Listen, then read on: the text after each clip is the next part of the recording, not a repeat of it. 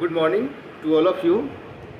Myself, Dr. Rajnikant Pandey, Assistant Professor, Department of Political Science, Ram Dayal Singh college, Muzaffarpur. 10 जून को संयुक्त राष्ट्र संघ के महासभा ने बहुभाषावाद पर एक प्रस्ताव अपनाया है, जिसमें हिंदी भाषा का उल्लेख है।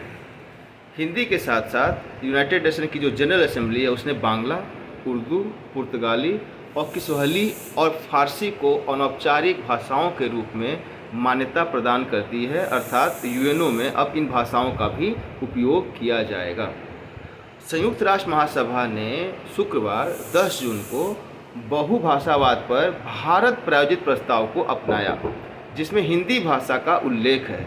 इतिहास में पहली बार इस सभा में आंतरिक संचार और संदेशों का प्रचार हिंदी भाषा में किया जाना सुनिश्चित होगा। एक संगठन के विचार और मूल्यों को दुनिया में फैलाने के लिए बहुभाषावाद महत्वपूर्ण होता जा रहा है, जिसमें विविध भाषाओं वाली आबादी होती है।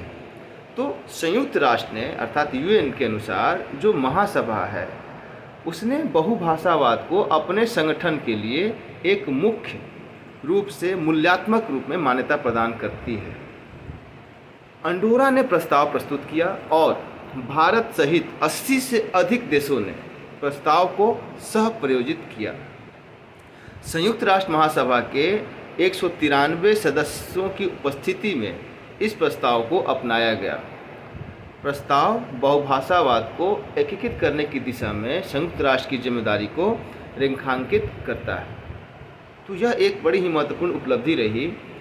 अब देखिए कि जो हिंदी के साथ अन्य भाषाएं हैं, जैसे महासभा ने हिंदी के साथ साथ बांग्ला, उर्दू, पुर्तगाली, फारसी और किस्वाहिली इन भाषाओं को भी अनौपचारिक भाषाओं के रूप में इस्तेमाल करने की अनुमति देती है।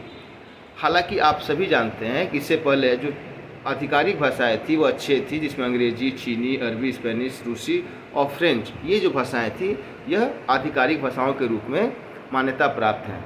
संयुक्त राष्ट्र संघ में भारत के जो अस्थायी प्रतिनिधि हैं वह हैं राजदूत TS तिरुमूर्ति। उन्होंने कहा कि इस साल पहली बार प्रस्ताव में हिंदी भाषा का उल्लेख है। प्रस्ताव में पहली बार बांग्ला और उर्दू का भी उल्लेख है। हम इस प्रकार के परिवर्तन का स्वागत करते हैं। महासभा ने उल्लेख किया कि वैश्विक स्तर पर स्थानीय समूहों को लक्षित करने के लिए जहां कहीं भी आवश्यक होगा, गैर सरकारी भाषाओं का उचित उपयोग किया जाएगा। महासभा द्वारा अपनाया गया प्रस्ताव सभी देशों के सहयोगात्मक विकास के लिए बहुभाषावाद के महत्व को दर्शाता है। तो यह अपरिहार्य भी है, यह आवश्यक भी है।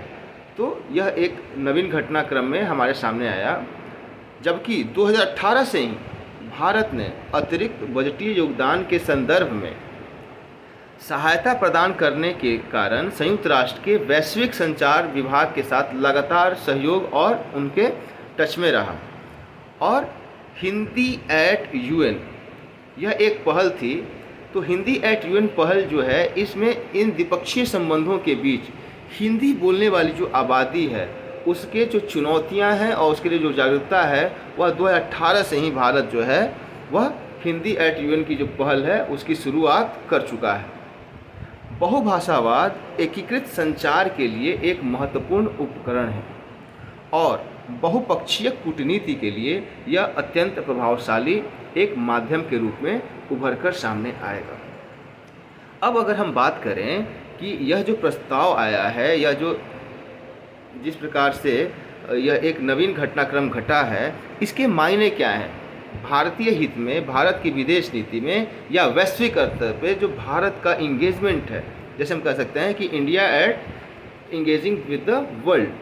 तो इस तरीके से आप देख सकते हैं कि जो वर्तमान समय है, जो समसामयिकी समस्या है, जो समसामयिकी का दौर है, इसमें जहां एक तरफ आपकी जो सामरिक स्थिति है, जहां दूसरी तरफ आपका मिलिट्री और इकोनॉमिक पावर है, वहीं तीसरी तरफ एक बड़ा ही महत्वपूर्ण तत्व आज के समय में है, वह है सांस्कृतिक और भाषाई क्षमता। तो कल्चरल डोमेन में भारत के लिए यह एक नवीन स्पेस क्रिएट करता है और कहीं ना कहीं भारतवर्ष के लिए यह उसके वैश्विक परिमंडल पे, वैश्विक परिदृश्य में उसके प्रभाव को बढ़ावा देने की दिशा में एक कदम है। भाषा के विकास के साथ साथ भारत जो है वह अन्य देशों के साथ अपने रिश्तों को नए दिशा की ओर ले जाएगा और निश्चित तौर से भारत जो है एक वैश्विक शक्ति बनने की दिशा में और आगे जाएगा। अगले वीडियो में हम कुछ और नई बातों के साथ आपके साथ होंगे। तब तक के लिए धन्यवाद।